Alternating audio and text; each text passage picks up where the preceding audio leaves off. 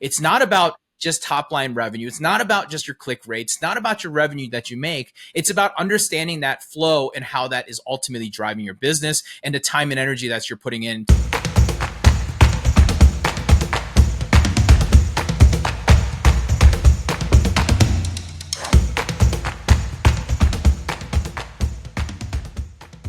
Well, hello, and welcome to another edition of the E-Commerce Evolution Podcast. I'm your host, Brett Curry, CEO of OMG Commerce, and today I have the man, the myth, the legend, Jimmy Kim from Sendlane. He is the founder and CIO, Chief Innovation Officer. Just passed on the torch of CEO to someone else, which we'll hear a little bit about on the pod. But Jim and I connected at Ezra Firestone's Blue Ribbon Mastermind recently. And you know, when you're in one of those rooms and somebody walks in and everybody's just like, "Ooh, I want to talk to this guy," right? That's what happens when Jimmy's around. Like, everybody wants to talk to him, be around him, things like that.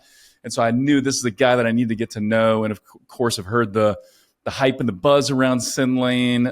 And so really excited to dive in. We're talking retention marketing, loyalty marketing, future of DTC, and other fun stuff. So with that, Jimmy Kim, how's it going, man? And welcome to the show. Yeah. Hey, man. Thanks for an introduction. Always flattering to hear these things. But yes, thank you. And excited to be here today. Yeah, for sure. And now, first things first, you're a podcaster now as well. So I know you've been a guest forever, but now you and some of your buddies, you've launched the Awesome podcast, spelled ASOM. So describe what that is and why are you guys doing that?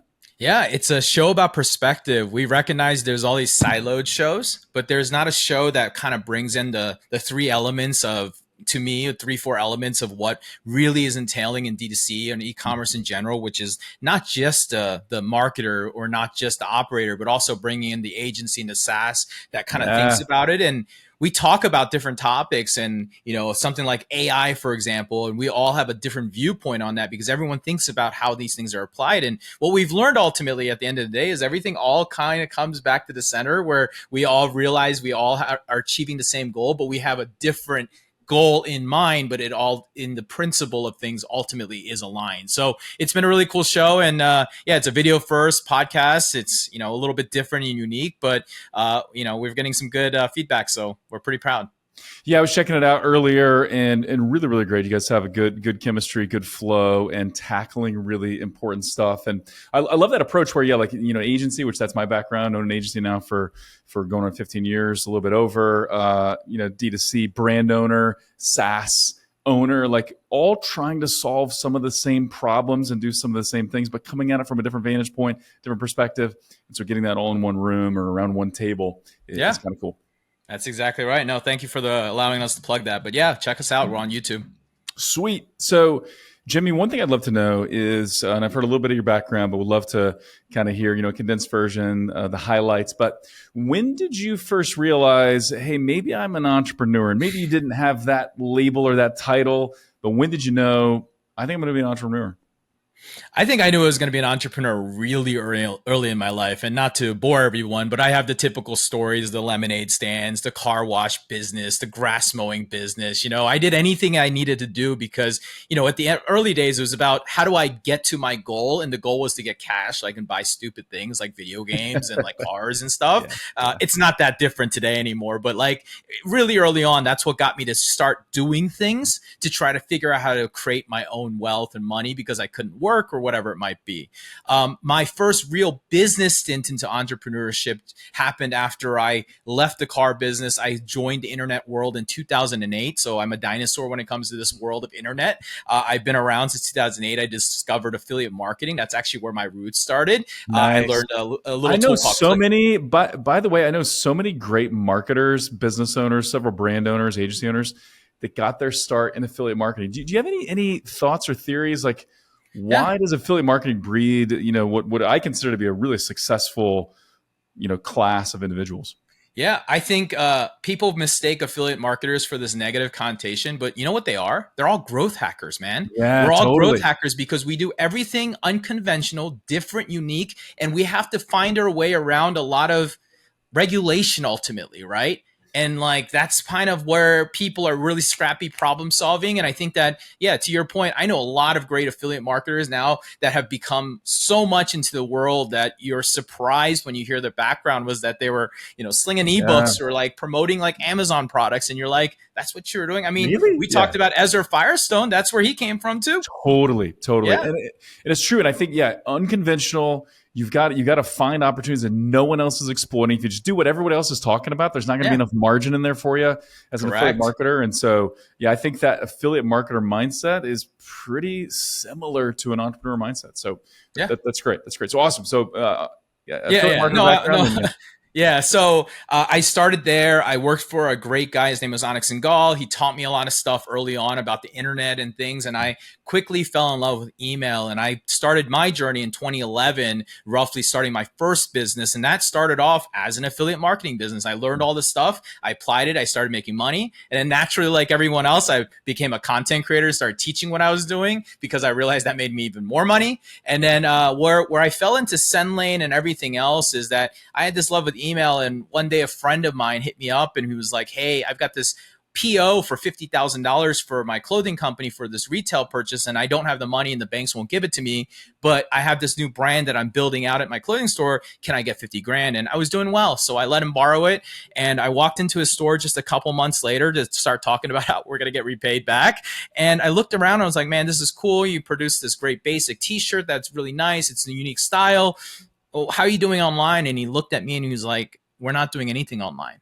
And that was like kind of the moment I was like, hey, how about I take you online and you let me launch this thing and I become a partner of this thing instead of pay me yeah, back and let me invest some yeah, money and like grow into it. And that's kind of how the brand started. So it was a men's street, it was a streetwear boutique first, and then we became a men's streetwear direct to consumer business, apparel business. And in 2013, I joined it, and over the next 4 years, we scaled that thing to about $10 million of dang, revenue it's great. annually. And it was quite a good learning. I didn't make any money because I learned apparel business sucks and it's really hard to make margin and Super, money. super hard. Yeah. Yeah, you miss a season and you get screwed. Like there's so many things that we learn from that. And I mean, I say this and I'll probably end up in the apparel business again one day, but like I say that now, like I wouldn't do it because it's just so hard to make money off of it. Like you Yeah, can it's grow it, such but a making money is hard. right. It's so there's so much appeal or so much attraction to it because the total addressable market is Yeah. huge. Everybody wears clothes, and Yeah. so you can kind of carve out something interesting there. But yeah, predicting what's going to be hot, what's not, and ordering enough Yeah. inventory, being able to liquidate the inventory that doesn't sell, like it is a different business model, and I don't think it's for me, man. I don't think I could get there, but I do admire those that have figured that out, and Yeah. it's impressive for sure. No, So, 100%. um, So, cool. yeah, so I had that thing going on, and I had this content creator business that eventually evolved into this software business. So, when I was a content creator, I would hear from my customers the problems and struggles that they would have. So, we started creating products to solve those problems to sell to them. And it ended up becoming this great model, eventually becoming a software guy, right? And Mhm. so, all of that stemmed into this need and necessity. So I mentioned earlier I was an affiliate marketer, and and even today is the same problem. But back then, even affiliate marketers were shunned from a lot of channels, including Right? email. And so we said, with myself and the two guys who built it, said, how do we do this ourselves and stop paying someone else to do it? Why don't we pull our money together and build this thing? And that was the first day of Sendlane. And it wasn't Sendlane, the business, it was Sendlane, the product or the deliverability engine that we built today. But that's how it started for us. And then for 4 years, we used this tool internally, not as a business again, but just really just internally as a tool to make money for ourselves. And then in 2017, I had the big kind of moment. That was kind of like my big moment where I exited my other two things. I sold my software company. I exited my partnership with my on the brand side and sold my partnership back to him as he wanted to kind of take it a different direction. And then, of course, I looked at everything that I had and I said, I want to go do something. And naturally, coming off of two really good, successful businesses, I was like, I could go build software now. And that's when the day of Sendlane started. So we built that company in September of 2017 was actually the official like incorporation date. And that's when we started to build what we looked into Sendlane. And that wasn't, and I know what most people will think right now is like, oh, so you wanted to build another ESP? And the honest answer was no, it was never the answer to build an ESP. The problem that I saw when I was coming off the brand side was that we were using too many freaking tools, man. Yep. And if Yep. you think you're using tools now, back then it was like the back in stock app, the little widget for this, the swatch color app. Like we were using 30, 40 different apps. And I realized, and it's really funny, but like I realized I had an issue because there was this weird app, and I don't even remember the name of it, but all I remember was $4.99, and I didn't know how to contact support. I didn't know how to cancel it, and it would just keep rebilling me. And as an entrepreneur and as a founder, like it bothered the heck out of me that I was paying And someone that entrepreneur $5. is like, our stick rate is incredible. Like Yeah, we just yeah, because you once can't people sign up, they cancel. just don't leave because they can't. Yeah, exactly. We would file chargebacks. It was a mess. Anyways, I ended up realizing that the future of what I wanted to do and how I wanted to look into the future became like a unification story. And then I looked at retention because I've always loved email as a side of that, and said, how do I go out and unify it? So even down to my first pitch deck was always about building the unified future. So first thing I learned was it takes really long to build software. So it took me 3 years to build the software, almost 4 years. And I came out launching in e-commerce in 2021. So it took me that long. And during that time, I had to sell and do whatever I needed to do, sell to whoever with this old platform. And then we launched a new one in 2021. And first one was email. And we knew how important it was, not only because of my background, but also because just the story needed to have that base foundation built in order to go in the future. 2022, we launched SMS. 2023, we launched reviews. 2024, so far, we launched forums, and we'll continue to launch into the future, into 2024 into 2025 with more channels like WhatsApp and push notifications. We'll be building a loyalty motion, a customer service motion, and ultimately, the goal that I've always had on my initial pitch deck vision was, how can I get all the retention touch points of a life cycle to repeat and create the second purchase faster? Because in my clothing stores, everything was eaten up on the advertising on the first sale. Yep. And I realized that 20, 30% of those repeat purchasers, that's where my money and bread and butter was. And we needed to figure out how to get that in faster. And the faster I can bring that in, the more I can invest into the future.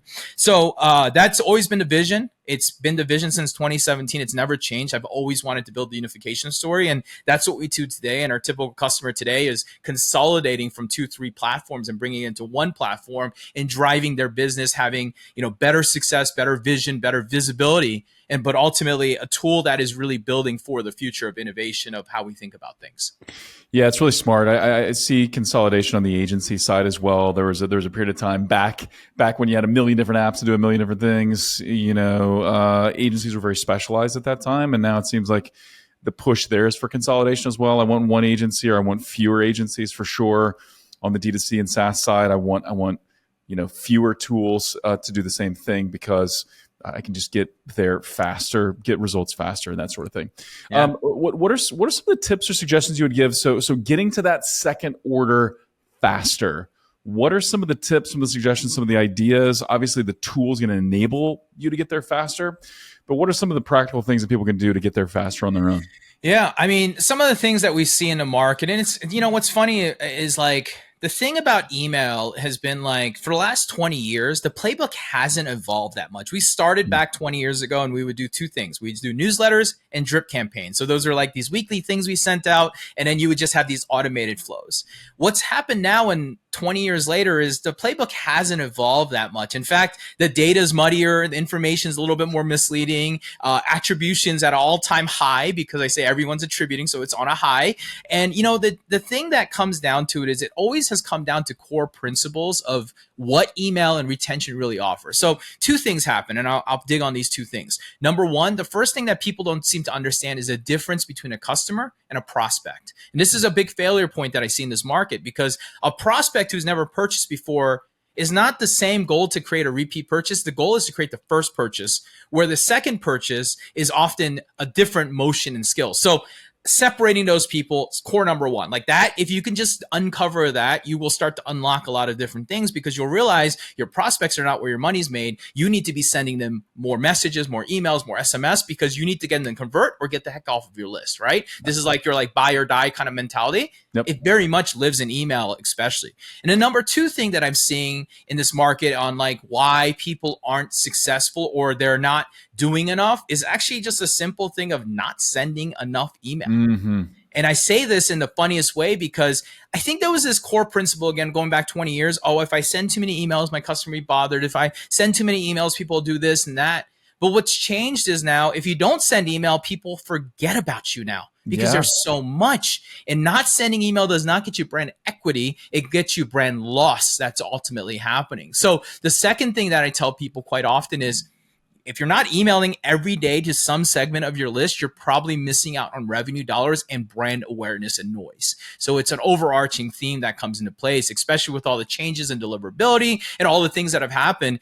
They're incentivizing you to send more. Like all these changes that happen right now with deliverability in June, those are basically, and the people who are the least affected are the people who mail every day. The people who are most affected are the people who don't mail at all or mail very irregularly. It's such a good point that the paradox, so to speak, of email is actually the more you send, the better your deliverability, the lower your opt-out rates. Because yes, sometimes, and I've done this before, where I've signed up for something, they never email me. They email me like a month later, and I'm like, wait a minute. Who are you? They? Like, what did I sign up for this? Right. And so hit unsubscribe. Maybe I hit spam as well if I'm feeling real salty. But yeah, it's like I don't remember now. But if you email me regularly and you're providing value, then I'm potentially going to remain subscribed. Now, I want to kind of talk about a couple things related to that. So you talked about segmenting prospects and returning customers. How does the language change, the offers change, the email strategy change and SMS strategy between prospects and customers? Absolutely. So look, a prospect, too many people are trying to build value in their emails and have focus on content. But this is why I always say, I give a very simple thing, right? You need to hammer or push on your prospects and you need to nurture your clients, right? And what I mean by that is very simple. When a person is in a prospect funnel, there's only one objective: to get them to make a purchase, because the longer it comes from an opt-in, because they're usually opting in from a newsletter, 20% off coupon, whatever that intent is dying fast. And so your goal, obviously we've got those automated messages and things that are going out, but your goal is to get them to make that purchase and do something about it or get off, right? So that's a very simple focus. It means the messaging should be very clear, direct, sale offers, things to get them to convert. Not content, not information that they don't care about. They haven't bought into your brand. They don't give a crap about your founder story right now. They don't care about, your social media. All they care about is why they came to the product. Why did they most likely click on that social media ad? And why did you hook them in? And that problem that they're trying to solve, or that solution, whatever that solution is to whatever their need is, should be the focus. And we should be pushing on them aggressively. Then you flip over to the customer and suddenly they're already bought in. This is where you're just building relationship and you're focusing on letting them know more about your customer. You're building advocacy. You're building loyalty within the user. And if you're going to build that, that requires a very focused message around who are you? What are you doing? You still need to showcase products. You've already identified what they've purchased. You should be able to start picking that up a little bit. Is it a men's or women's item? Categorize it, whatever it might be. Starting to use that information, that's where you're segmenting and you're driving more effective messaging. And that's really the best personalization you can do today in this world. Man, it's so good. So hammering your prospects, nurturing your existing clients. Love your customers and push on your prospects, right? Yeah. And it's one of those things. I'll use an analogy, and it probably isn't the best analogy, and there'll probably be some pushback for people listening, but I think the urgency is the same here. Yeah. You look at someone that's selling timeshares, or my 22-year-old son is selling solar for residential door to door. And in both those environments, they know that if the prospect doesn't close in that meeting, they're not going to close. It's just correct. It's not going to happen, right? If they were like, well, just get back to me in a week. Okay, it's done. It's dead. Maybe 1 out of 1,000 or 1 out of 100. I don't know what the numbers are, but pretty much doesn't happen. And I think you got to look at your prospect list that same way. They are expiring and expiring quickly. You don't get them to take action in a very finite window, and it's over. You missed it, right? That's it. It's over. The longer, most purchasing cycles, and everyone knows their own purchasing behavior cycles around initial opt-in identity to purchase, but most of them are happening within the first 2 weeks. And once you're out of 2-week window, slower and slower and slower. And yes, everyone can tell me about their story, how there was a 180-day person who reactivated and purchased. I get that. But bonus, email is a gravy. game of mass audience, and it costs money. So you've got to try to think about that, because right now a prospect is actually negative ROI until it becomes ROI. And people spend and focus most of their time in that bucket.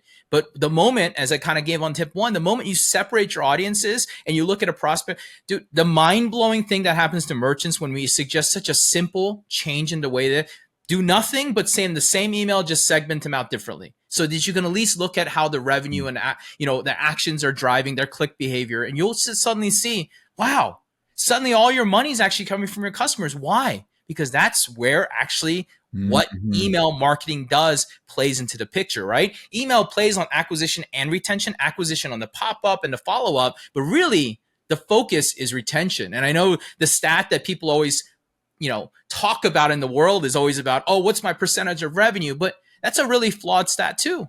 Because if you have a pop-up, for example, and people are opting into that pop-up making a purchase, you didn't do the work. I hate to tell the retention person, but that work was done by the top of the funnel guy. You just supplied a tool to help create the thing. The thing that you need to be actually looking at is your overall store repeat rate. Your job in retention is to increase the repeat rate of the business, not of the email single channel. And this is where people lose the sight of what we call an email and SMS marketer to what I consider a retention marketer. Because a retention marketer, which to me is the evolution of what an email and SMS marketer is becoming, they're thinking about the inventory, customer support, they're thinking about feedback, they're thinking about the overall business needs of retention and how to increase that number. That to me is the future of what email and SMS drives. So good. And so, yeah, it's not just about how do I maximize email as a channel and how do I maximize the email stats and KPIs. Yeah. It's how do I maximize retention. And I think, honestly, Jim, I think this is a trend that we're seeing across channels and across platforms. So we do a lot with Google and YouTube and a lot with Amazon ads and stuff. And really, there was a day when it was all about like what's in platform ROAS, right? And then it was like, well, let's look at some third-party tools, but it's still about what is, Google and YouTube contributing. And that's fine, but it's really more about what is our incremental growth? And what is our contribution margin? And are we profitable in all of our ad spend? And then how does Google and YouTube and all those things ladder up to that? And I think in a very similar vein, what you're talking about is how does email and SMS lead to more retention? And if it's not, then we've got to retool, right? Yep, so, that's absolutely correct. And it's retool, re-strategy, redo everything. It can be anything that comes into your business. It could just be, and Brett, I tell merchants this, and I mean it in the nicest way, it could be a product problem. People hate to admit that they have a product problem. Right. The reason why, look, I'm going to tell you something, Brett. When you see great products, it doesn't matter if they have an email and SMS program that's good, bad, whatever. The repeat purchase rate is incredible. And you're like, why? Absolutely. Because the product is so good, it doesn't actually matter what you say. The consumer has already made up their mind that they're going to come back and make that purchase.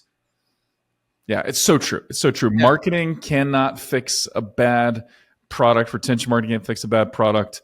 You may have low LTV because your product needs work. And so that's something we gotta look at for sure. So if someone's looking at their business, what are some indications from your point of view that would lead someone to say, okay, I got to rethink my email and SMS strategy. I've got to retool my retention. I got to look for like the retention revolution, like you guys talk about at Sendlane. What are those indicators? I think there's a lot of things that indicate, and there's no one magic bullet that comes into this place. But if I'm thinking about it at the simple thing, it's I'm looking at revenue that I'm generating, however I'm tracking it, right? I'm looking at the output. Are we getting, like, it comes into a 1, 2, 3, right? Like everything is important still in the data side of things. So if I'm going to get granular, the open is giving you the trend line of interest. The click is telling you how your message is resonating, and the conversion is telling you how your product resonates to the message of interest that they've gained, right? It's a funnel. And a lot of times people only look at certain parts of the funnel and they drop off and pretend that it doesn't exist. Like an email marketer often doesn't really care what happened on the conversion of the page, but often that is the place that you need to be optimizing, or you need to be working, or you need to be working on the copywriting and message across both sides of that. So to me, every one of those metric points is telling your story, and understanding where the break of that story happens is where the data is useful. It's not about just top line revenue. It's not about just your click rates. It's not about your revenue that you make. It's about understanding that flow and how that is ultimately driving your business and the time and energy that you're putting in to create it. I mean, if you're using a simple thing, it should be an ROI metric. You know, email and SMS is driving 40, 60, 100 times ROI to your tool and costs of your entire thing, not just your tool, but like your agency or your marketer and having your entire team. You need to be understanding that, because if it's truly going to be a big driver of business, you should be putting focus, which is where the agency recommendation always comes in for me, because most businesses shouldn't own this in-house, for example. Like I have a big thing about that, because I believe that unless you are like someone like me who's just got this obsessive love for email, go hire somebody that Totally. already knows and does things. And it should be an agency, because you're going to get a team wrapped around that. You know what I mean? Totally. Like Yeah. those Yeah. are And, the things I love that. Love that so much. Not just because I'm an agency owner. We do have a retention, email and SMS, a department and a division. And man, we recruited a guy, kind of a top email marketer, almost 2 years ago now, to kind of build out that offering for us. And we agree. There's so much that goes into it. Constant need for creativity and graphic design and copywriting, and then breaking down the data. And then there's both like the creative side and the tedious side of email marketing, that unless you've got someone that just absolutely loves it on your team, better to hire a pro for sure. And I it's love even simpler, like the math, Brett. Like I always tell people the math. I've got a $10 million business, and $3 to $4 million is supposed to come from repeat purchase and retention.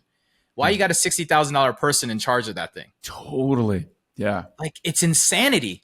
And even saying like someone's paying 150 grand to an agency, that's still nothing to the end outcome of what that channel is supposed to produce for you. But sometimes brands are short-sighted about this, and they don't think about it because they think that they're saving money or they have better control. But the reality is, and this is the other hot take on it, at $10 million, honestly, it just doesn't matter. Just getting him a message is all that really matters. So good. So good. Awesome. So what are some of the other mistakes you see? So as you talk to a lot of D2C brands, you look at a lot of email accounts, obviously. What are some of the other mistakes that you see? Obviously, we're not sending enough. We're not segmenting our prospects from our customers. What other mistakes do you see? I mean, optimizing for the wrong metrics is always a big thing that we see, right? So we know the famous thing about open rates, and everybody in this market at this point knows that open rates aren't reliable. You know, in fact, Brett, 2019, when you got a 12% open rate, that was great. And somehow we're at 50, 60% and no one's questioning it. It's not because people are opening more emails. It's because there's less information and that data is wrong. That the pixel of what an open rate is the most rudimentary thing you can think of. You send an email, there's an invisible pixel. When it loads an image, it fires an open. That's all an open rate is. There's nothing magical about it, right? So optimizing wrong for the wrong rate. You should be optimizing for the click-through rate, because it's saying that people are seeing your message, it's relating, it's working, and they're clicking through, right? Then it's their job on the landing page or the PDP to make the job happen. So that's number one. The number two thing that I see is actually something I talk about a lot too, is segment and hygiene. And what I mean by that is, there's an old adage of like delete your old list. I'm not telling people to delete their old list. What I am telling people is to really reconsider the things that you're doing within that list and understanding the data. Again, I talked about it. A 90-day customer who has open and active and as a customer who's made a purchase is highly valuable. But a 90-day person who is a prospect who's never purchased is very low in value. In fact, you've lost a lot of money on that person and human at this point, right?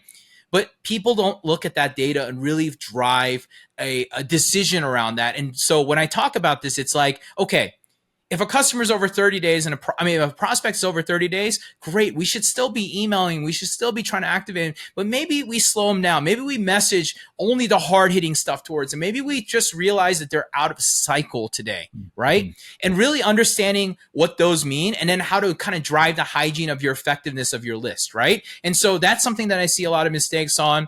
I see a lot of mistakes on too heavy of image focus. I think something that brands have forgot about is copywriting is probably more important than the actual image and words. It's a reason, when brands tell me direct response is, like the plain text email is working so great for me. I'm like, it's not that it's working great for you. It's that you actually wrote copy instead of posting a picture with a 50% off sale. It's because you made someone read the words and drive the narrative to create the action. It's old school marketing, but it's 101. And like people forget the 101. It's not about pretty images. It's actually about driving experience, teaching, educating, and getting someone to click on that email or SMS. And that doesn't happen through images always. It happens through words, which is why plain text works really well. Is it good for the brand? Absolutely not. Is it good for deliverability? Absolutely great, because again, you're writing words against that. Right. And then the third thing is actually deliverability. I think all the changes that have happened, it's continuing to happen right now. People are not focusing on their deliverability. So I'm going to give you the one tip that everybody should be thinking about, which is simple.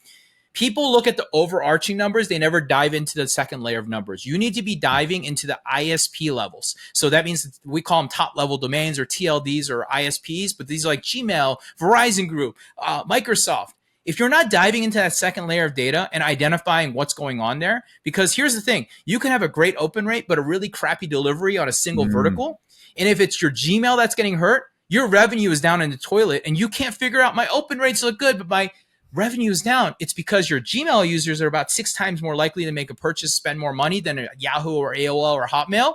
But too often we're looking too high without digging in. So deliverability is really a big driver right now, and that's changing in the market. Yeah, that's an area that I don't hear people talking about enough, deliverability, right? But I would argue it's the single most important thing you can do, right? No one's going to open, respond, or purchase from an email they do not see, that does not land in their inbox. And I think it's one of those things where a lot of the numbers mask that, to your point, that deliverability may be in the toilet and you just don't know. And so how does somebody kind of dig into that, and then what do they do to improve deliverability? And I know there's a lot of technical things there, so we can kind of just touch on the high points. Yeah, I mean, look, it's pretty straightforward. It's like one, obviously identification is number one. So being able to see the metrics, breaking them down, and noticing the lack of trends. So I'll give you the trick that we think about. Your Gmail, your Yahoo, and AOL, or your Verizon kind of are a trend line. They should set the pace. They should look similar, 2 to 6 points off on your open rate, and they should look similar. So that's trend line number one. The other ones will always be declining. Apple, Microsoft, they'll be about half usually, and that's normal. Okay, so number one, you identify. Number two is just kind of checking through everything, the technical side, DKIM, DMARC. Dude, everyone's an expert now. Go hire a Fiverr guy for $5 and he'll go do and fix your stuff if you need to, or go to use tools that are out there to do it, or ask your ESP. It's not that hard anymore to do this stuff. It's really easy. And you need to go follow them and make sure that you're doing it across your entire business, not just your email stack, but your external tools you're using, your external communication you're using. All of these are important because reputation has been really big. Three, you should set up some monitoring tools. So, one thing that people don't know is like Google doesn't report spam rates back to an ESP. So, the spam rate that you see inside the tool is actually not Google. It's everything but Google. Now, the data correlates with Google, so it's not too bad. But you should go install something called Google Postmaster Tools. Again, completely free. Go install it. Look at your domain reputation, your spam complaints, your history, and you will be clearly understand if something is going wrong before it's all wrong and in the toilet, which is going to lead you to number 4, which is cleaning and fixing it up. So once you've got technical, all that stuff, it really comes down to a principle of rewarming. Oftentimes, the simplest fix is to stand up a new subdomain for your sending and then rewarm properly. And rewarming properly is painful. It sucks. But the reality is that's the only way you can fix it. There is no magic hot button to just fix your deliverability if it's not a technical problem. Generally, it's a volume and warming up problem that you've got to go reset up. And I saw this happen with all the changes this year between this from the start of the year to now June. People didn't warm up after they've changed and authenticated their sending, saw their revenue tank down in toilet, not sure because they see good open rates, but then I dive in and I see that their Gmail is in the toilet. And when their Gmail is in the toilet, it's not driving revenue and end results. You fix the Gmail, you start seeing revenue. It's just a simple, big, like kind of flywheel that comes into play. So that's what I recommend without getting super deep into it. Love it, man. That's super clear and high level, very valuable. So I want to talk a little bit about features and benefits and like what Sendlane offers, because I think that there's a few things at play here.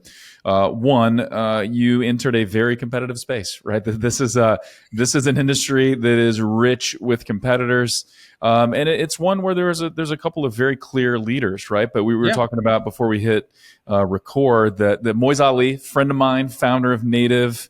We've had the privilege at OMG of working with Native now for going on 6 years on the Google and YouTube side, and so I still keep in touch with Moiz. But he's kind of a D2C influencer now, hosts a podcast, his tweets, his posts on X, I guess is the way you say it now. Yeah. Sometimes, man, he just calls people out on X, and so he did that recently with one of the biggest competitors in the email space, and he said, "Hey, I posted this a year ago on it would have been Twitter at that time."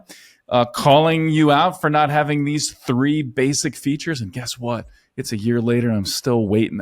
I'm paraphrasing a little bit, but that was kind of the post, right? So, and it got a lot of attention for sure. So what are some of the features that Sendlane has that you're proud of that maybe others don't? Yeah, so on that list, two of the three things that he mentions, we've had for over a year. So we had those principles because Yeah. not because he tweeted it, because we've already had them because I've had a marketer mindset of those principles, which is Right. where Right. that's exactly what it was. Dynamic segmentation, everything should be real time. And I think the other thing that he talked about was why is there not a one-on-one personalization prediction time? Mhm. In fact, I get burned often right now for that because I have that, but I didn't build the old school time travel thing because I didn't believe that that worked. But everybody wants time travel, which is like localized time zone sending, right? We built something called machine learning open optimization, which takes 50 events, open clicks, purchase behavior. We congregate a time within a 24-hour window where we believe the user will be at the top of the inbox, most active in their thing, right? We use it through data. And so we built that tool a while ago. It's very successful for our users today, but it's definitely something there. There's a lot of things that our tool does different. I think that the thing that I focus on one was this because I had the vision of unification from the early days, my product feels like it's together. It doesn't feel like we layered things on. So, number one, people, the biggest difference is that there's everything you do in our platform feels the same, right? Number two, we have all these little cool features and tags. One of the things that I love is something called tags. And tags to me is this malleable tool that floats across the entire application. So we can do as simple as when you click a certain link on an email, it can tag a user for that identity of the intent that they might be giving, the contextual data that they're firing back that they clicked on a men's product or whatever it might be, right? You can do it because they made a purchase or a web browse behavior or whatever. And then you can take those tags and fire off of those as triggers. So if they clicked on men's 3 hours later and they did not purchase, I could fire a men's SMS off to them and say, hey, you looked at these men's shoes. Here, don't forget, go make a purchase, right? So we have more contextual data and we think about it. And then the third thing I think that's pretty interesting is that we're actually a pure play ESP. Again, you asked a question like, why would you go into competitors? We were naive, man. And when we were super naive in the early days, I didn't know even a SendGrid existed. So what did we do? We did the most painful thing and learned how to deliver email. We built our own infrastructure. Now, early on, I was stupid, but now it's become our superpower. Not only does it allow me to pass great pricing to the user because I don't have all these cogs in my back system, but two, it's allowed me to evolutionize what deliverability is by adding more machine learning, adding more AI into it, and trying to make it better and better and improve it, right? Now, I'm not saying it's perfect, but we definitely have better line of sight. I can go ahead and something that I know that my competitors can't do often is I can call the head of Google. I can call the head of Yahoo. I can call them and say, hey, dude, what is going on with this customer? Why are they doing that? What can you help me and tell me? And how can I drive that result for the customer? Then we bring it back down to the customer, which is something that people love is that we have deliverability expertise at a core. We're not just a platform sitting on top of a platform. We are literally the platform. We own our own infrastructure today. So good. Jimmy, you've got a unique perspective. You founded and owned some brands. You were in other industries, now SaaS founder, podcaster. What are some of the things that the best D2C brands are doing right now that others aren't? And obviously related to retention is great, but just any observations you have, I think would be very helpful. Yeah, I think that there's two things that I would say that I'm seeing more and more of that is happening. Number one, financial literacy, and it's not just financial, but it's also data literacy.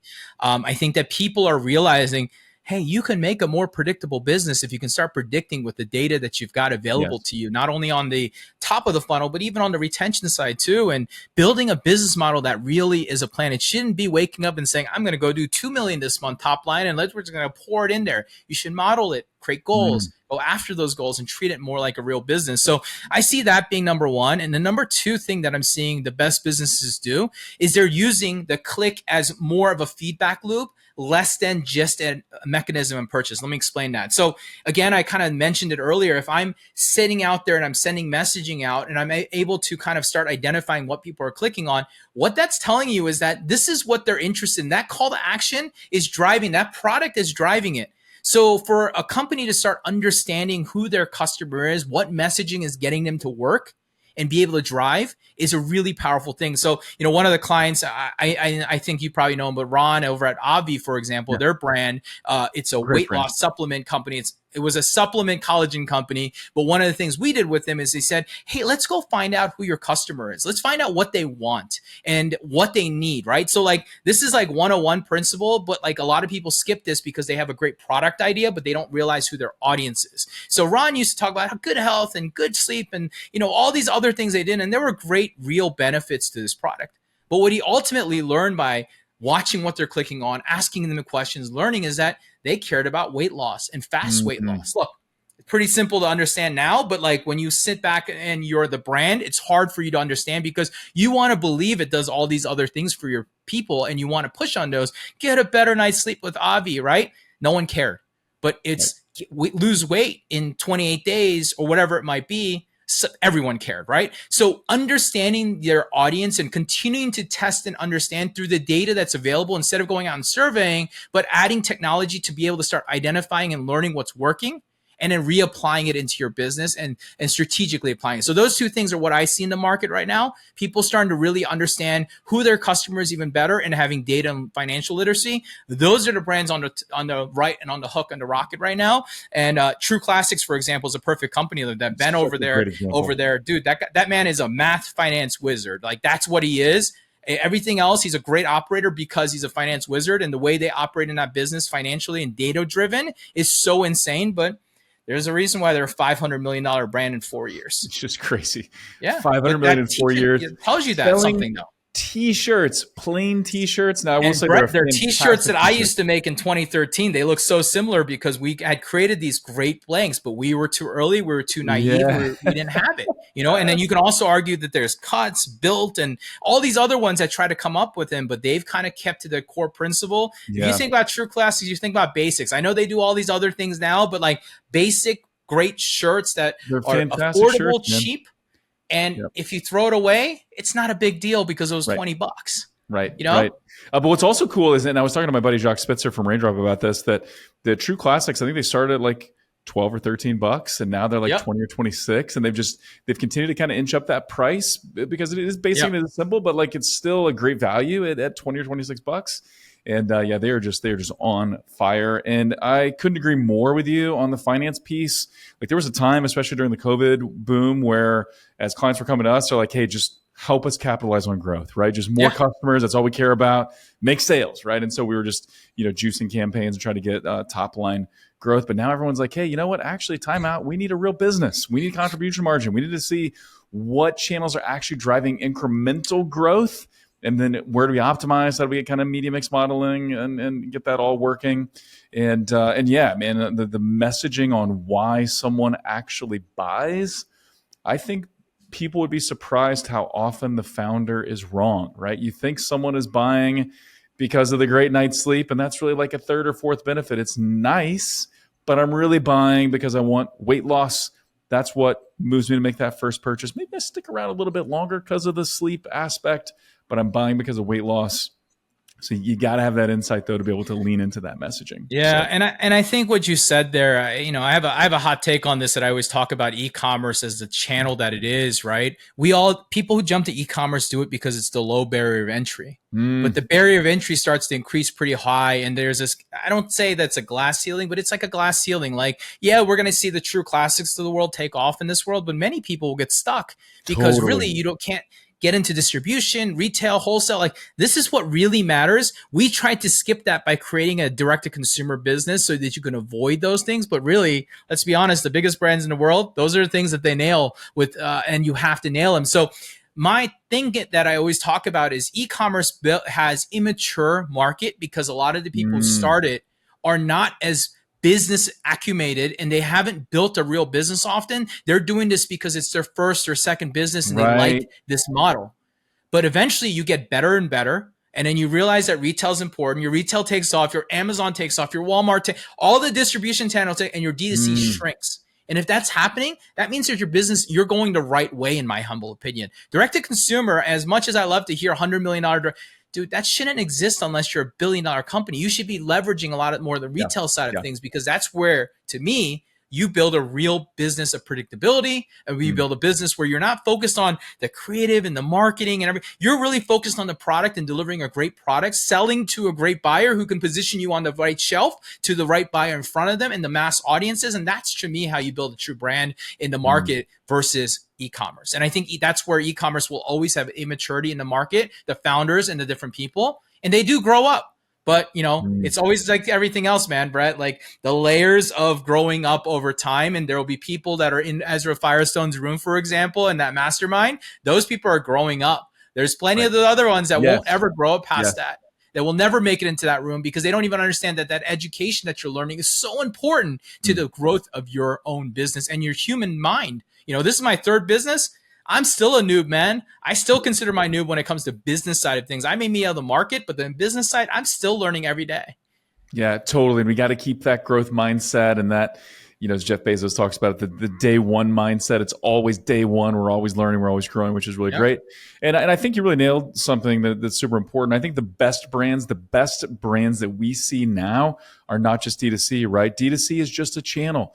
Everyone that I see that's really growing is Omni-Channel or close to it. So I just had a good conversation with my buddy, Jimmy Sansone at the Normal brand, awesome clothing and apparel brand. But they've done studies where, when they open a Normal brand store in a market and they're in other retail outlets in that market and they're doing D2C marketing in that market, all channels go up, right? So they don't open a Normal brand store and then see other retail outlets go down in sales. They go up in sales. And this is so true. And you layer in Amazon for those that do Amazon as well. The rising tide rises all ships. And we're doing this big YouTube push now for a pretty large outdoor brand right now. And we're seeing the same thing. We're kind of selecting different markets based on some reports we ran through Google, CDI, BDI type thing, category demand index, brand demand index. And what we're seeing is, as we're pushing hard in a market, we are seeing sell-through increase in Walmart.